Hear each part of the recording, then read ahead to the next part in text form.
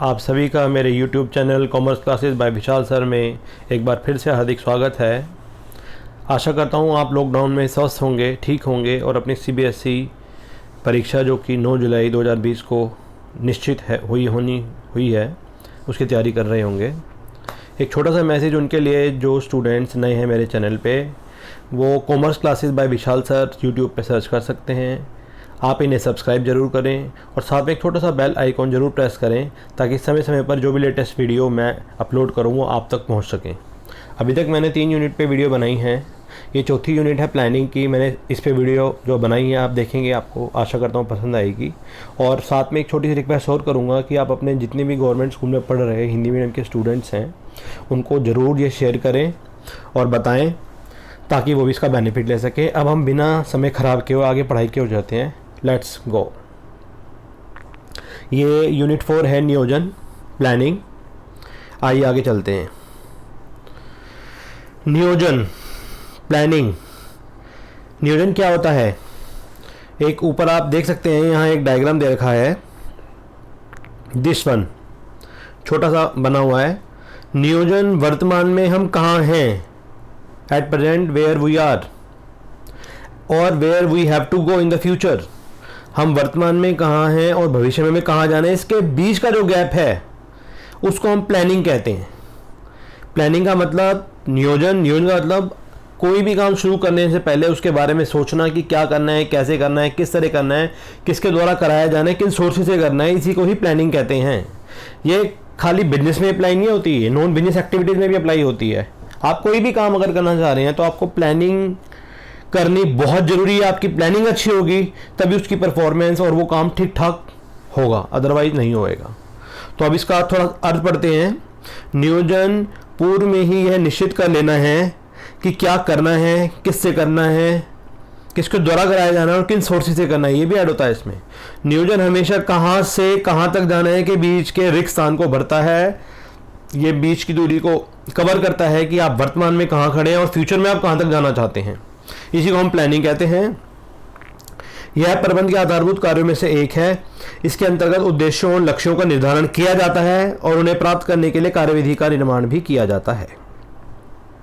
आइए अब इसके महत्व को पढ़ते हैं। नियोजन का महत्व, ये पूरा चैप्टर बहुत इंपॉर्टेंट है। आप इसको कोई भी टॉपिक ना छोड़ें, अच्छे से सारे हेडिंग कर लें और स्पेशल इसकी प्रोसेस बहुत इंपॉर्टेंट है। और एक कंट्रोलिंग लास्ट में चैप्टर आएगा, कंट्रोलिंग इसी बुक में लास्ट चैप्टर है, कंट्रोलिंग नियंत्रण, वो भी बहुत इंपॉर्टेंट है। दोनों ही मोस्ट इंपॉर्टेंट है। आइए अब हम इनके नियोजन का महत्व के बारे में डिस्कस करते हैं। नियोजन निर्देशन की व्यवस्था है। जब आपकी प्लानिंग ठीक ठाक होगी तो डायरेक्टिंग अपने आप सही होती चली जाएगी, तभी आप आगे आपको रास्ते मिलते चले जाएंगे कि आपको किस ट्रैक पे जाना है, कैसे क्या करना है। ये सब काम तभी फिक्स होंगे जब आपने अपनी प्लानिंग ठीक ठाक करी है। अगर कोई भी इंसान अपनी प्लानिंग के बिना काम नहीं कर रहा तो वो आगे बहुत आगे तक नहीं जा सकता। सेकेंड है नियोजन अनिश्चितता के जोखिमों को हम कम करता है। अनिश्चितता होता है अनसर्टेनिटी। जैसा कि हम जानते हैं जो फ्यूचर है, भविष्य है, वो अनसर्टेन है। कोई भी हम सिर्फ एंटिसिपेशन कर सकते हैं, उसके बारे में अनुमान लगा सकते हैं, लेकिन हम ये नहीं कंफर्म नहीं है कि ये चीज़ होगी या ये काम होगा या नहीं होगा। इसका सबसे बड़ा एग्जांपल है कि किसी को भी नहीं पता था ये कोविड-19 जो महामारी आई है ये इस तरह आएगी और इस तरह लॉकडाउन हो जाएगा, कोई भी नहीं जानता। तो that's why we can say future is uncertain, अनिश्चित है। और ये नियोजन जो है प्लानिंग अनिश्चितता को कम करता है। अब 2 महीने के अंदर अंदर गवर्नमेंट ने भी अपनी प्लानिंग करी, लोगों ने भी अपनी प्लानिंग करी कि how we have to manage our business in near future. और अब सब अपनी दुकानें खोल रहे हैं, सब बैक टू वर्क आ रहे हैं, गवर्नमेंट भी कर रही है। तो ये प्लानिंग के थ्रू ही हो रहा है। तीसरा, थर्ड वन, नियोजन अपव्यय क्रियाओं को कम करता है। अपव्यय क्रियाओं का मतलब जो एक्सपेंसेस आपके अननेसेसरी हो रहे हैं, ज़्यादा हो रहे हैं, उनको कम करता है। जब आपने प्लानिंग कर लेंगे और प्लानिंग करके आपका ठीक ठाक काम चलता रहेगा तो उससे जो बेकार गतिविधि है, बेकार एक्टिविटीज़ हैं, वो हट जाएंगी और प्लानिंग करके हम उसी पे फोकस कर पाएंगे जो काम हमें अच्छे से करना है। फोर्थ वन है नियोजन नव प्रवर्तन विचारों को प्रोत्साहित करता है। नव प्रवर्तन का मतलब नए नए इन्वेंशंस जो होते हैं। जब आप प्लानिंग करते हैं तो आप आगे तक सोचते हैं कि बिजनेस में क्या स्टेप उठाना चाहिए, हमें परचेज कितना करना चाहिए, हमें माल कैसे बेचना चाहिए, हम अपनी सेल कैसे बढ़ानी चाहिए। इन सब बातों पर आप सोच, जैसे कि आप छोटा सा एग्जाम्पल और ले सकते हैं कि जितनी भी कंपनीज आप ये सोच रही है कि कोविड-19 में हम कैसे अपनी सेल बढ़ाएं, कैसे प्रिकॉशंस रखें। तो इससे जो अपव्यय होने वाले हैं पहली प्लानिंग करेंगे तो वो कम से कम हो जाएंगे। नियोजन निर्णय लेने को सरल बनाता है। Planning also help in decision making. किसी भी बिजनेस में सबसे इंपॉर्टेंट काम डिसीजन लेना है, निर्णय लेना है, क्योंकि एक बार जो निर्णय ले लिया फिर आप उसे चेंज नहीं कर सकते और उसके अकॉर्डिंग आपको चलना पड़ेगा। तो नियोजन एक मैनेजरों का प्राथमिक कार्य है और नए विचार योजना को और जो भी रूप लेते हैं, तो इसलिए इससे नवीनीकरण और सृजनशील ये दोनों ही काम इसमें होते हैं। तो ये आपके डिसीजन मेकिंग को आसान बनाता है। नियोजन निर्णय लेने को सरल बनाता है। आप डिसीजन लेंगे तो इससे आसानी हो जाएगी आपको डिसीजन लेने में नियोजन से, क्योंकि बहुत सारे ऑप्शन आपको मिलते हैं, उसमें से सबसे बेस्ट ऑप्शन का सिलेक्शन हमें करना पड़ता है। इसी को हम कहते हैं कि इससे निर्णय लेने में भी आसानी होती है। और नियोजन नियंत्रणों को के मानक का निर्धारण करता है। प्लानिंग जो है, जो भी आप कंट्रोलिंग करेंगे उसके स्टैंडर्ड निर्धारित किए जाते हैं, तो उस स्टैंडर्ड तक आप पहुंचे ना पहुंचे ये देखने के लिए आपको एंड में कंट्रोलिंग करनी पड़ती है, और लेकिन उसकी प्लानिंग पहले से करनी पड़ती है। ये यही बात बता रहा है। इसको डिटेल में मैं जब नियंत्रण चैप्टर बताऊंगा तब आपको अच्छे से समझाऊंगा। अब हम थोड़ा सा आगे चलते हैं। नियोजन की विशेषताएं इंपॉर्टेंट है, ये सब चीज़ें ठीक ठाक है, बढ़िया हैं, आप जरूर करें, इसमें कुछ भी ना छोड़ें। हेडिंग तो एटलीस्ट अच्छे से करें, 2-2 लाइनें जरूर रट लें आप। नियोजन का ध्यान उद्देश्य प्राप्ति पर केंद्रित होता है। प्लानिंग हमेशा किसी भी ऑर्गेनाइजेशन के भी संस्था और किसी भी फर्म की जो उनका मेन टारगेट है, मान लो कोई फर्म है जूते बनाती है, कोई स्कूल है वो पढ़ाता है, बच्चों का एजुकेशन देता है, कोई इंस्टीट्यूट है वो बच्चों को पढ़ा रहा है, तो उनका मेन फोकस वही होता है, जो एक्टिविटी वो कर रहे हैं, जो उनका मेन काम है उसके उस पर ही केंद्रित होना चाहिए। प्लानिंग हमेशा उसको ध्यान में रख के बनाई जाती है। आगे चलते हैं। नियोजन प्रबंध का सर्वोपरि कार्य है। Second feature, it is the primary function of management. It is a primary function of management. ये प्रबंध का पहला कार्य है। बाकी जितने भी कार्य हैं, मैंने आपको एक शॉर्टकट बताया था, पॉस डीसी। क्या बताया था? POS DC, POSDC। P से प्लानिंग, O से ऑर्गेनाइजिंग, S से स्टाफिंग, D से डायरेक्टिंग, C से कंट्रोलिंग। ये 5 वर्ड हैं, अच्छी याद कर लेना, आपको सारी प्लानिंग के फंक्शन अच्छे से याद हो जाएंगे। तो नियोजन क्या करता है? नियोजन आपकी हेल्प करता है। प्रबंध का सर्वोपरि कार्य है, सबसे ज्यादा इंपॉर्टेंट कार्य है और सबसे पहला कार्य है, बाकी सभी फंक्शन इसके बाद आते हैं। फिर है नियोजन सर्वव्यापक है। नियोजन सर्वव्यापक है। सर्वव्यापक मतलब यूनिवर्सली हर जगह अप्लाई होता है, खाली एक जगह अप्लाई नहीं होता। हर लेवल पे, top level, middle level, lower level, और हर फील्ड में, चाहे वो मैनेजमेंट की हो चाहे कोई और फील्ड हो, हर किसी मैनेजर का, हर किसी संस्था का मुख्य काम है कि नियोजन करे। चाहे वो कोई डिपार्टमेंटल हो, कोई प्रबंध मैनेजिंग डायरेक्टर हो, कोई कारखाने का फॉरमैन हो, कोई भी, सबके लिए प्लानिंग इज मैंडेटरी, ये सर्वोपरि कार्य है। और नियोजन एक सतत कार्य है। ये वाली जो विशेषता है ये बहुत इंपॉर्टेंट है, इसको आप रट लें। और ये विशेषता आप पूरी बुक में जहां भी विशेषताएं आती हैं, फीचर्स आते हैं, आप उसमें जरूर लिख दें कि नियोजन एक सतत कार्य है, नियंत्रण एक सतत कार्य है, कोऑर्डिनेशन एक सतत कार्य है, नियंत्रण, और जो भी जितने भी विशेषताएं आ रही हैं, जितने भी टॉपिक्स हैं, सब में आप बना के जोड़ सकते हैं। एक तो सर्वव्यापक और एक सतत कार्य है। तो नियोजन भी एक कॉन्टिन्यूअस प्रोसेस है, किसी विशेष कार्य के लिए बनाई जाती है। जब वो काम पूर्ण हो जाता है तो उसके बाद हम फिर दूसरी कार्य का नियोजन करना शुरू कर देते हैं। इसलिए एक के बाद एक प्लानिंग चलती रहती है। प्लानिंग जिंदगी भर खत्म नहीं होती। फॉर एग्जांपल, मान लो आप अभी 12th का तैयारी कर रहे हैं।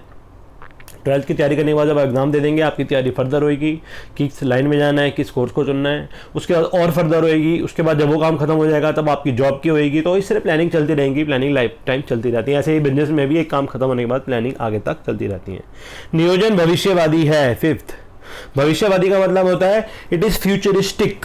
फ्यूचरिस्टिक का मतलब होता है हमेशा प्लानिंग भविष्य के लिए की जाती है। भविष्य में क्या होना है किसी को भी नहीं पता, लेकिन हम भविष्य के लिए प्लानिंग करते हैं, पीछे के काम के लिए कभी प्लानिंग नहीं। पीछे तो हो चुका, जो होना होता है तो हो चुका, बट प्लानिंग हमेशा भविष्य के लिए होती है। इसलिए इसमें क्या करना है, कैसे करना है, क्या किया जाना है, ये सब की सब चीज़ें, बातें और किसके द्वारा किया जाना है, भविष्य से संबंधित हैं। नियोजन में निर्णय सम्मिलित है।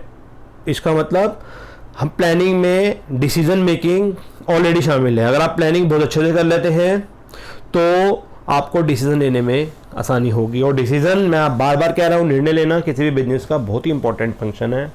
बिना प्लानिंग के ये हो ही नहीं सकता। और ये क्वेश्चन कई बार क्या 2-3 नंबर में आता है। नियोजन एक मानसिक अभ्यास है। It is a mental exercise, क्योंकि इसमें सारा का सारा काम माइंड से जुड़ा हुआ है। कोई भी प्लानिंग दिमाग से होती है, पहले सोचना पड़ता है क्या करना है, कैसे करना है, किसके द्वारा करना है, किसके द्वारा कराया जाना है, किन सोर्सेज के द्वारा करना है। तो ये सब चीज़ें दिमाग में सोचकर ही हो सकती हैं, इसलिए इसे कहा जाता है it is a mental exercise, और 1 या 2 मार्क्स पे क्वेश्चन जरूर आता है। लिमिटेशन भी इसकी बहुत इंपॉर्टेंट है, इसकी लिमिटेशन आप बहुत अच्छे से कर जाएं, ज़्यादा बढ़िया है। पहली लिमिटेशन है नियोजन दृढ़ता करता है।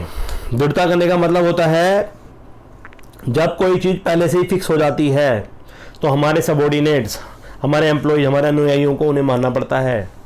वो हर चीज़ पहले से ही फिक्स है, प्लानिंग, कार्यविधि, डायरेक्शन।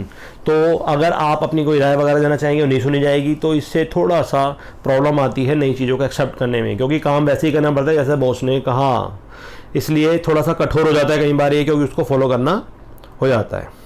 सेकेंड है नियोजन परिवर्तनशील वातावरण से प्रभावी नहीं रहता। ये सीमाएं हैं, ये लाभ का उल्टा है, मतलब इसकी रेस्ट्रिक्शंस क्या हैं, डीमेरिट्स क्या हैं। नियोजन परिवर्तनशील वातावरण में प्रभावी नहीं रहता। नियोजन, हमने प्लानिंग करी, कुछ फैक्टर्स को सोचे कि मानो सब कुछ ठीक रहा तो हम ऐसे ऐसे प्लानिंग कर रहे हैं, लेकिन जब वो फैक्टर बदल जाएंगे तो आपकी प्लानिंग सारी जीरो हो जाएगी, जैसा कि अभी कोविड-19 महामारी में हुआ।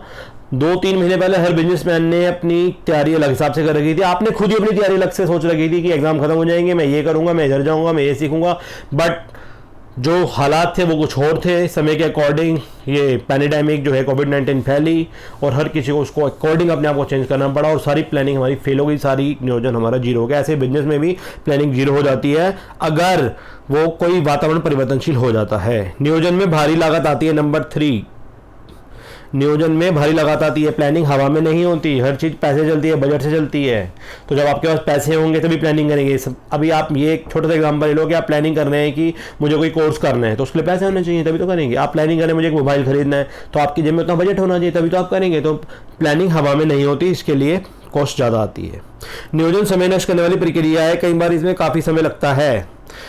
कभी कभी योजना तैयार करने में इतना समय लग जाता है कि लागे करने का समय नहीं बचता। अब मान लो हमारी गवर्नमेंट तैयारी कर रही है प्लानिंग की कोविड-19 की, लेकिन अभी तक समझ नहीं आ रहा है इसका अंत कहाँ होगा। ना हॉस्पिटल तैयार हैं और ना और रिसोर्सेज तैयार हैं, देश समझ में नहीं आ रहा, पॉलिसीज बन रही हैं, रूल्स बन रहे हैं, तो बड़ी दिक्कत आ रही है गवर्नमेंट को। इसका एग्जांपल हम यहाँ से लगा सकते हैं, अनुमान भी लगा सकते हैं। नियोजन सफलता का आश्वासन नहीं है। अगर आपने प्लानिंग कर ली इसका मतलब ये नहीं है कि आप 100% कामयाब होंगे, वो काम हो ही जाएगा। नियोजन does not give guarantee of success. सफलता की गारंटी नहीं देता। नियोजन का मतलब ठीक है आपकी तैयारी बढ़िया है, आप सब काम ठीक कर रहे हैं, but it doesn't matter that you will get success 100%। तो नियोजन सफलता का आश्वासन नहीं देता, वो तो आपकी परफॉर्मेंस पे डिपेंड करता है कि आप कितना उस काम को अच्छे तरीके से करते हैं और क्या रिजल्ट आएगा, वो डिपेंड करता है आपकी परफॉर्मेंस पे। नियोजन रचनात्मकता को कम करता है। It's reduce creativity. रचनात्मकता को कम करने का मतलब होता है क्योंकि हर काम पहले से ही फिक्स हो जाता है, तो जो भी हम नया काम या कोई एम्प्लॉई या कोई हमारा अनुयायी या सबॉर्डिनेट कोई नई बात बताना चाहता है तो हम उसको एक्सेप्ट नहीं करते, ना वो बता सकता क्योंकि पहले से सारी चीज़ें फिक्स होती हैं, तो इससे क्रिएटिविटी कम होती है, वही चीज़ें फॉलो करनी पड़ती है जो बॉस कहता है। ये आंतरिक सीमाएं थी सारी की सारी 6 की 6। कुछ बाहरी सीमाएं भी हैं, उनके बारे में पढ़ते हैं। Let us read. नियोजन से संबंधित वे सीमाएं जिन पर संगठन का कोई नियंत्रण नहीं होता, उन हम लिमिटेशंस को कहते हैं बाहरी सीमाएं, एक्सटर्नल लिमिटेशंस। अब उसके बारे में पढ़ते हैं। यह है सरकारी नीतियों में परिवर्तन होने के कारण नियोजन असफल हो सकता है। अगर गवर्नमेंट की जो पॉलिसी चेंज हो जाती है तो नियोजन फेल हो जाता है। कोविड-19 में यही हो रहा है, गवर्नमेंट की पॉलिसी चेंज हो गई, सारे बिजनेसमैन की जो प्लानिंग थी सारी फेल हो गई, सब जीरो हो गई। दूसरा, प्राकृतिक कारणों जैसे बाढ़, भूकंप आदि के कारण भी नियोजन सफलता प्रभावित हो सकती है, जैसे हो रहा है। ये भी नेचुरल पैंडेमिक है। नेचुरल क्या है तो आर्टिफिशियल, आप जानते हैं किस तरह वायरस आया है, आप सब जानते हैं। तो ये प्राकृतिक कारण, अगर बाढ़ आ गया, भूकंप आ गई, तो इससे भी आपका नियोजन फेल हो जाएगा। प्लानिंग तो हमने फेवरेबल कंडीशन के लिए की थी, हो गई अनफेवरेबल कंडीशंस। प्रतियोगियों द्वारा अपनाए जाने वाले व्यू रचना में बदलाव के कारण भी एक संगठन का नियोजन प्रभावी हो सकता है। इसका मतलब यह है कि आपके कॉम्पिटिटर, अगर आप जो एक मान लो गढ़ में बिजनेस कर रहे हैं, उन्होंने जो आपके कॉम्पिटिटर ने पॉलिसी चेंज कर दी, जिस रूल से जिस मेथड से काम हो रहा था उन्होंने रिवर्स कर दिया आपको नीचे गिराने के लिए, तो आपकी प्लानिंग फेल हो जाएगी। तकनीक में होने वाले निरंतर बदलाव के कारण भी नियोजन प्रभावी रहता है। जैसे कि टेक्नोलॉजी ज़बरदस्त बढ़ रही है, 10 साल पहले जो चीज़ें थी आज नहीं है, और 10 साल आगे वो चीज़ें जो हम अब एट प्रेजेंट यूज़ करें वो भी नहीं होंगी, तो टेक्नोलॉजी में भी आपकी प्लानिंग फेल हो जाती है। आर्थिक और सामाजिक पर्यावरण के परिवर्तन में भी नियोजन असफल हो सकता है। अगर कोई इकोनॉमिकल या सोशल एनवायरनमेंट में चेंज होता है तो भी आपकी प्लानिंग फेल हो जाती है। कहने का मतलब प्लानिंग तभी कामयाब होती है जब सभी चीज़ें फेवरेबल हो गई जो आपने सोची थी, जैसे आपने एक्सपेक्ट की थी। अगर वो रिवर्स होती हैं तो फिर प्लानिंग आपकी फेल हो जाती है। ये जो प्रोसेस है ये मोस्ट इम्पॉर्टेंट है। इसको आप बहुत अच्छे से रटें, बहुत बहुत अच्छे से रटें। नियोजन प्रक्रिया, नियंत्रण प्रक्रिया, कर्मचारी चयन की 3 प्रक्रियाएं, एक बड़ा क्वेश्चन 6 या 5 नंबर का बिजनेस स्टडीज में जरूर आएगा। टोटल 10 प्रक्रियाएं हैं, 2 आती हैं, कुल मिला के 10 मार्क्स की आएंगी। आगे मेरा टाइम लगेगा तो मैं आपको इंपॉर्टेंस और इन सब चीज़ों को जरूर प्रेसिस करूंगा एक अलग सा वीडियो बना के। अब हम इसकी प्रोसेस पढ़ते हैं। मोस्ट इंपोर्टेंट है इनके हेडिंग्स। प्रोसेस होती है प्रक्रिया, किसी भी काम को करने का तरीका। इसमें आप जो स्टेप जहां आ रहा है वहीं लगाएंगे, इसे ऊपर नीचे नहीं करना। कई बच्चे इसे ऊपर नीचे कर देते हैं, गलत है। सीमाओं में, लाभ में, विशेषताओं में आप कुछ भी कर सकते हैं ऊपर नीचे, बट प्रोसेस तो आपको वैसे ही करनी पड़ेगी। हम आगे अब इसको पढ़ते हैं। नंबर 1, उद्देश्यों का निर्धारण। प्लानिंग में सबसे पहले उद्देश्यों का निर्धारण किया जाता है। सबसे पहला स्टेप प्लानिंग प्रोसेस का है कि जो आपके ऑब्जेक्टिव है वो फिक्स कर रहे हैं हम कि हमें क्या करना है, पूरा संगठन विभाग कैसे कैसे काम करेगा। सबसे पहले उद्देश्य निर्धारित किए जाते हैं। Determination of objective. नंबर 2, परिकल्पनाओं का विकास करना। परिकल्पनाएं होती हैं कि आपने जो प्लानिंग करी है कि हम उस स्ट्रेटजी पे काम करेंगे। नियोजन भविष्य संबंधित होता है, भविष्य अनिश्चित होता है, इसलिए प्रबंधकों को कुछ पूर्व कल्पनाएं करनी पड़ती हैं, एंटिसिपेशन लगाने पड़ते हैं, अनुमान लगाने पड़ते हैं, उसके बिहाफ पे हम काम करते हैं और इसमें जो भी समस्याएं बाधाएं आती हैं उन पर ध्यान रखा जाता है। तो सेकंड प्रोसेस है परिकल्पनाओं का विकास करना, इसको बोलते हैं डेवलपिंग ऑफ प्रीमिसेस। थर्ड है कार्यवाही की वैकल्पिक विधियों की पहचान। आप जो भी काम कर रहे हैं, जिसकी भी प्लानिंग कर रहे हैं, उसके बहुत सारे अल्टरनेटिव होते हैं। अभी मैं एक एग्जांपल दूंगा आपको, इस प्रोसेस के बाद अच्छे समझ में आ जाएगी बहुत सारी बातें। हम कार्यवाही की वैकल्पिक विधियों की पहचान, जो भी आपने प्रोसीजर आप अपनाएंगे उसमें बहुत सारे ऑप्शन होते हैं, तो आपको जो अल्टरनेटिव आप उनके बारे में देखेंगे कि कौन सा अल्टरनेटिव बढ़िया है। ठीक है, तो और फोर्थ प्रोसेस है विकल्पों का मूल्यांकन। जो भी अल्टरनेटिव है उनको एनालिसिस करके देख रहे हैं कि कौन सा ऑप्शन बढ़िया हमारे लिए। मानो में कच्चा माल खरीदना, हमारे पास 5 डीलर है तो 5 ऑप्शन है हमारे पास, अब हमें देख रहे हैं कि किसका माल बढ़िया है, किसके रेट बढ़िया है, तभी हम ऑर्डर देंगे। तो ये विकल्पों का मूल्यांकन करके देख रहे हैं हम कि किसका माल भी बढ़िया है और किसके रेट भी बढ़िया हैं, हम उसी ऑर्डर देंगे जो कम रेट लेगा और माल की क्वालिटी बहुत बढ़िया होगी। विकल्पों का चुनाव, उसमें आपको देखना पड़ेगा जितने भी विकल्प हैं उन सब का मूल्यांकन करने के बाद उनके गुणों, अवगुणों, संसाधनों, परिणामों, सब चीज़ों को बहुत अच्छे से देखकर आपको देखना पड़ेगा कौन से विकल्प आपके फेवर में, आप उसी को चुनेंगे और उसके बाद आप एक अल्टरनेटिव सेलेक्ट कर लेंगे।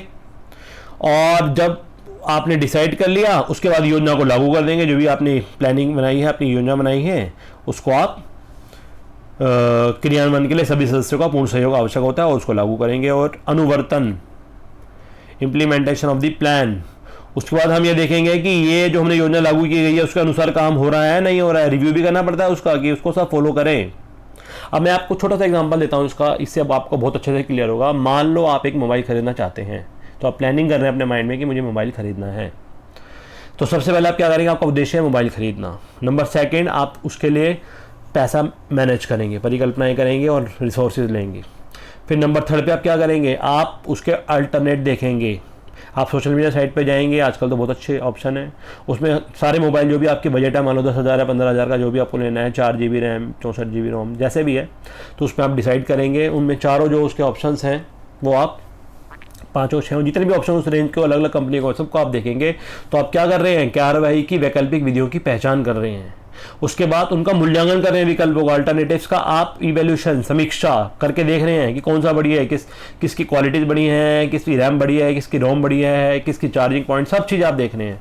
और उसमें से 5वें नंबर का जो पॉइंट आ रहा है विकल्पों का चुनाव, आप एक बेस्ट मोबाइल उसमें से चुन लेंगे जो आपको लगता है कि वो प्राइस भी ठीक है और उसकी क्वालिटी भी ठीक है। और लास्ट में योजना को लागू करना, उस मोबाइल को आप ले लेंगे। और यहाँ हम बिजनेस की बात करें तो यहाँ योजना की प्लानिंग हो गई और लास्ट में फिर आप देखेंगे उसके अकॉर्डिंग काम हो रहा है नहीं हो रहा है, क्योंकि हम प्लानिंग की बात कर रहे थे। तो ये एग्जांपल है, I hope you must understand, आपको अच्छा लगा होगा। अब हम आगे चलते हैं, योजनाओं के प्रकार, टाइप्स ऑफ प्लान्स। प्लान्स 2 तरह के होते हैं, अभी हम पढ़ेंगे। योजना क्या होती है, एक योजना संगठन द्वारा अपने उद्देश्यों को प्राप्त करने के लिए प्रस्तावित कार्यवाही है। यह एक डॉक्यूमेंट है जिसको जो पहले से ही उल्लेखित होता है कि निश्चित उद्देश्यों को किस प्रकार प्राप्त किया जाएगा। वही जो प्लानिंग हमने पहले पढ़ा है इसके बारे में, वही बात बता रहा है, कोई नई बात नहीं है, लेकिन वो ये बता रहा है कि किसकी सहायता से हम उद्देश्यों को प्राप्त कर सकते हैं, वही योजनाएं हैं। ये 2 तरह की होती है, एक single use plan, single used plan, single use plan बोलते हैं हम इसको। एकल प्रयोग योजना, जो जैसे कि नाम से पता लग रहा है, एक ऐसी योजना जो कि विशिष्ट उद्देश्य वाली होती है, किसी विशेष स्पेशल सिचुएशन में आप इसे यूज़ करते हैं, और जैसे ही वो काम पूरा हो जाता है वो योजना हम रिपीट नहीं करते और वो वहीं ख़त्म हो जाती है।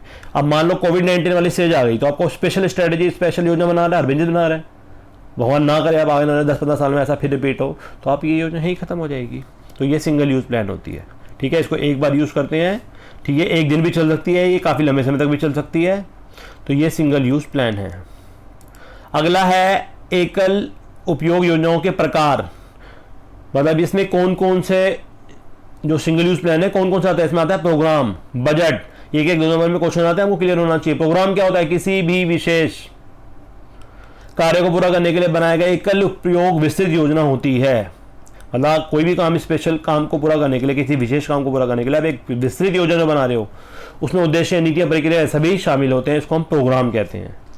और एक होता है बजट। बजट अनुमानित परिणामों का वितरण है, जिसे भविष्य के निश्चित समय अंतराल के लिए गणितीय शब्दों के व्यक्त किया जाता है। बजट कई प्रकार के होते हैं, जैसे रॉकेट, बिक्री बजट, आगे इस तरह। तो अलग अलग है। बजट का मतलब हो गया कि आप पैसे का मैनेजमेंट करके देख रहे हैं। फिर हम पढ़ रहे हैं सेकंड इसकी योजना होती है, एक तो सिंगल यूज प्लान था, एक था स्थायी योजनाएं, स्टैटिक प्लानिंग भी बोलते हैं। स्थायी मतलब standing plan, single use plan और स्टैंडिंग प्लान, इसे बोलते हैं हम स्टैंडिंग प्लान। स्थायी योजनाएं, नाम से ही पता है, स्थायी, फिक्स, 90 डिग्री एंगल पे जो स्ट्रेट रहती हैं। स्थायी योजनाओं से हमारा मतलब उन योजनाओं से होता है व्यवसाय में अनेक बार प्रयुक्त होती रहती हैं और उन संगठनात्मक परिस्थितियों पर ध्यान देती हैं। ये बार बार जो सिचुएशन हमारे बिजनेस में आती है, उन्हीं के लिए बार बार जो हम योजना यूज करते हैं, उन्हें कहते हैं, बनाया तो उन्हें एक ही बार जाता है, लेकिन लंबे समय तक हम इन्हें कॉमनली यूज करते रहते हैं। उदाहरण के लिए, एक व्यवसाय को स्थापित करने की योजना को जो व्यवसाय प्रारंभ करने से पहले से लेकर व्यवसाय की प्रगति तक समय प्रयुक्त होती रहती है, वो स्टैंडिंग प्लान है। और स्टैंडिंग प्लान कितने तरह के होते हैं? स्टैंडिंग प्लान इतने तरह के होते हैं। पहला उद्देश्य से अभिप्राय उस अंतिम बिंदुओं से होता है जिन्हें प्राप्त करने के लिए संगठन प्रयत्नशील रहता है। जो भी आपका टारगेट है, जैसे मान लो आपका उद्देश्य है कि मुझे 12th में अच्छे मार्क्स लेने बिजनेस स्टडीज में, तो इसके लिए आप जो प्लानिंग कर रहे हैं वो स्टैंडिंग प्लान में आएगा। फॉर एग्जाम्पल यहाँ भी दे रहा है कि बिक्री को 10% बढ़ाना है, सेल्स को 20%, जो हमने इन्वेस्टमेंट करेगा 20% रिटर्न ऑफ इन्वेस्टमेंट लेना है उन पे। तो ये सब आप अपने अपने हिसाब से बिजनेस डिसाइड करते हैं। फिर सेकंड है व्यू रचना या मोर्चाबंदी। तो ये क्या होती है? स्ट्रेटजी भी बोलते हैं इसको। व्यू रचना से हमारा अभिप्राय होता है कि एक संगठन परिस्थितियों एवं अवसरों का सामना करने के लिए जो तैयार कर रहा है, उसको हम व्यू रचना बोलते हैं। इसमें उद्देश्य अलग अलग हो सकते हैं, किसी बिजनेस के दीर्घकालीन, एक निश्चित कार्य करने का तरीका, उद्देश्य प्राप्ति के लिए संसाधनों को बांटना, ये सब चीजें डिपेंड करती हैं। थर्ड है नीति, पॉलिसी। नीतियां क्या होती हैं? नीतियां वो सामान्य दिशा निर्देश होते हैं जो उद्देश्यों की प्राप्ति के लिए किए गए निर्णयों की एकरूपता लाते हैं। नीतियां संस्था के कार्य प्रबंधकों को दिया जाने वाला दिशा निर्देश प्रदान करती हैं। हर बिजनेस अपनी एक पॉलिसी बनाता है। मान लो कि कोई एक बिजनेस है, वो ये पॉलिसी बना रहा है, मुझे अपना माल कैश भी भेजना है, मुझे अपना माल उधार भी भेजना है, तो पॉलिसी है, ठीक है। और कुछ सोच रहा है, कुछ जेंट्स के लिए रिजर्व रखना है, कुछ लेडीज के लिए रिजर्व रखना है, कुछ छूट, तो ये डिपेंड करता है बिजनेस टू बिजनेस। फिर है कार्यविधि, इसको हम प्रोसीजर कहते हैं। कार्यविधियों में वो योजनाएं होती हैं जो किसी कार्य को पूरा करने के लिए की जाने वाली विभिन्न क्रियाओं के क्रम को निर्धारित करती हैं। इसके द्वारा यह दर्शाया जाता है कि किसी कार्य को किस प्रकार, किस क्रम से करना है, इसको हम कार्यविधि कहते हैं। उदाहरण के लिए, कर्मचारियों के चयन के लिए अपनी की जाने वाली प्रक्रिया, सिलेक्शन प्रोसेस कार्यविधि है। आपने डिसाइड कर लिया कि मुझे 8-9 स्टेप रखने हैं और ऐसे ऐसे एम्प्लॉय पढ़े लिखे बहुत अच्छे एम्प्लॉय लेने हैं, तो ये कार्यविधि में आता है। फिर नियम होते हैं रूल्स। नियम वे विशेष कथन होते हैं जो बताते हैं कि किसी विशेष परिस्थिति में क्या करना है और क्या नहीं करना, तो ये आपके होते हैं रूल्स। इसके द्वारा यह निर्धारित किया जाता है कि कार्य करते समय किन किन बातों का ध्यान रखना चाहिए। जैसे एग्जांपल है कि आपने एक नियम बना दिया अपने ऑफिस में कि smoking is prohibited in this premises, यहाँ पर धूम्रपान निषेध है, इस ऑफिस में कोई भी सिगरेट वगैरह नहीं पिएगा, ठीक है। जैसे गवर्नमेंट ने बनाई रखा है कि किसी भी सार्वजनिक स्थान पे आप धूम्रपान नहीं कर सकते, नहीं तो आपको चालान भरना पड़ेगा। और छठा है प्रणाली या तरीका। प्रणाली किसी कार्य को करने का मान्य तरीका होती है। किसी कार्य को करने के कई तरीके हो सकते हैं, लेकिन केवल वही तरीका अपनाना चाहिए जिससे लागत कम से कम आए और प्रणाली लोचशील भी होनी चाहिए। फॉर एग्जाम्पल, की संस्था में कर्मचारियों को प्रशिक्षित करने के कई तरीके हो सकते हैं। कोई ट्रेनिंग दे रहा है, कोई वेस्टिबल ट्रेनिंग दे रहा है, कोई अप्रेंटिसशिप दे रहा है, तो अलग अलग डिपेंड करता है बिजनेस टू बिजनेस। अब इन दोनों में डिफरेंस है, ये भी ठीक है, कर ले रहा है, इंपॉर्टेंट है, ये आजकल क्वेश्चन काफ़ी आ रहा है। सिंगल यूज प्लान, इसे बोलते हैं सिंगल यूज प्लान, और ये हो गया स्टैंडिंग प्लान, इन दोनों में डिफरेंस। सिंगल यूज प्लान क्या होता है, अभी हमने पढ़ा है, नाम से पता होगा, सिंगल यूज, जिसे किसी विशेष परिस्थिति में एक ही बार प्रयोग करने के लिए बनाया जाता है। और स्थायी योजना होती है जो नॉर्मल आपके बिजनेस में कंडीशंस आती हैं, उसके लिए एक बार जो बना रहे हैं सब बिजनेस फॉलो कर रहे हैं और पूरे साल वही फॉलो हो रही है, उसको स्टैंडिंग प्लान कहते हैं। उद्देश्य, पहला था आशय, इसका मीनिंग बता दिया। दूसरा उद्देश्य, ये एक विशिष्ट उद्देश्य को प्राप्त करने के लिए बनाई जाती है। विशिष्ट उद्देश्य का मतलब स्पेशल ऑब्जेक्ट, जबकि ये बार बार रिपीट होने वाले काम के लिए बनाई जाती है। क्षेत्र, इसका क्षेत्र एक कार्य विशेषता की सीमित है, क्योंकि नाम ही है इसका, सिंगल यूज, एक बार यूज होकर खत्म हो जाएगी, जबकि इसका क्षेत्र होता है व्यापक। चौथा स्थायित्व, एकल योजना निश्चित उद्देश्य पूर्ण होने के साथ साथ समाप्त हो जाती है। मीन जो सिंगल यूज है ये खत्म हो जाएगी, जबकि ये बार बार यूज होगी, इसमें बार बार चेंज करना पड़ेगा। और लास्ट है उदाहरण, फॉर एग्जांपल, मान लो संस्था में हर बार नया कैश बजट बनाया जाता है, तो जैसा जैसा आप काम करने जाएंगे उस हिसाब से कैश बजट हर बार अलग बनेगा, ये सिंगल यूज प्लान है। लेकिन कंपनी में निश्चित पद की भर्ती के लिए चयन प्रक्रिया बनाई जाती है, चयन तो होता रहेगा हर बार, तो ये कॉमन और रिपीट होगी, तो ये स्टैंडिंग प्लान है। एक छोटा सा डिफरेंस दे रखा है, उद्देश्य और रणनीति में अंतर, इसको आप रीड कर लेना, ठीक है, बहुत ज़्यादा इंपॉर्टेंट नहीं है लेकिन पता होना चाहिए। उद्देश्य व अंतिम बिंदु होते हैं जिन्हें प्राप्त करने के लिए संगठन सभी क्रियाएं अग्रसर होती हैं। मतलब उद्देश्य वो एंड के बिंदु हैं जिनके लिए आप काम कर रहे हैं, जिसके लिए पूरी मेहनत ऑर्गेनाइजेशन चल रही है, संगठन है। और रणनीति होती है, स्ट्रैटेजी बोलते हैं, बनाई गई उद्देश्य प्राप्त करने के लिए बनाई गई बड़ी योजना है। सेकेंड है, उद्देश्यों के लिए जरूरी है कि वे योग्य हों और आप अचीवेबल होने प्राप्त कर सकें। और जब एक रणनीति बनाई जाती है तो व्यावसायिक वातावरण को ध्यान में रखना बहुत जरूरी होता है। एक उद्देश्य और नीति में अंतर देखा, ये भी आप रीड कर लेना, ठीक है, ये छोटे छोटे हैं, रीड कर लेना इन्हें। उद्देश्य वे अंतिम बिंदु जिन्हें प्राप्त किया जा सकता है, नीतियां वे हैं जो उद्देश्य प्राप्ति का साधन होती हैं। दूसरा है आवश्यकता, बिना उद्देश्य की संस्था की स्थापना नहीं की जा सकती, यह बहुत जरूरी है और इसका निर्धारण करना इतना आवश्यक नहीं है, मतलब ये जरूरी है लेकिन इसमें वो है। नीति और कार्यविधि में अंतर, ये भी रीड कर लेना, ठीक है, बहुत इंपॉर्टेंट नहीं है। नीति क्या होती है, नीतियों के बारे में इस व्याख्या की जाती है कि संस्था के उद्देश्यों को पूरा करने कैसे हम प्राप्त कर सकते हैं। पॉलिसी, जैसे मैं आपको बता रहा था, एक पॉलिसी बना दी कंपनी ने कि कैसे माल को बेचना है, कैश भी बेचना है, उधार भी बेचना है, EMI पे बेचना है, जैसे ही बेचना है। और कार्यविधि क्या होती है, कार्यविधि डिसाइड करती है कि नीतियों में निर्धारित कार्यों को पूरा करने में क्या क्रम होगा, क्रम जो हम पॉलिसी बनाएंगे उसके लिए क्रम क्या होगा। और नीति ये विचारों निर्णय लेने का मार्गदर्शक है और ये कार्रवाई का मार्गदर्शक है। इसी के साथ ये यूनिट खत्म होती है। आशा करता हूँ आपको समझ में आई होगी, आप इसको ध्यान से देखें, इसकी प्रोसेस बहुत ज़्यादा इंपॉर्टेंट है और सीमा, ये दो काम जरा अच्छे से कर लेना आप। तो इसी के साथ आपका इस वीडियो को देखने के लिए बहुत बहुत धन्यवाद। नेक्स्ट वीडियो में जल्दी ही ऑर्गेनाइजिंग पे लेके आऊँगा, सारी यूनिट्स 12 की 12 मैं आपको दूंगा। और एक बार फिर मैं आपसे रिक्वेस्ट करता हूँ कि अगर आपको ये चैनल अच्छा लगता है तो आप अपने फ्रेंड्स को इस चैनल को सब्सक्राइब करने के लिए ज़रूर बोलें, और वीडियो अच्छा लगता है तो लाइक करें और शेयर करें। और इसी के साथ ये वीडियो देखने के लिए आप सभी का बहुत बहुत धन्यवाद, और नेक्स्ट वीडियो के साथ हम आपको ज़रूर मिलेंगे।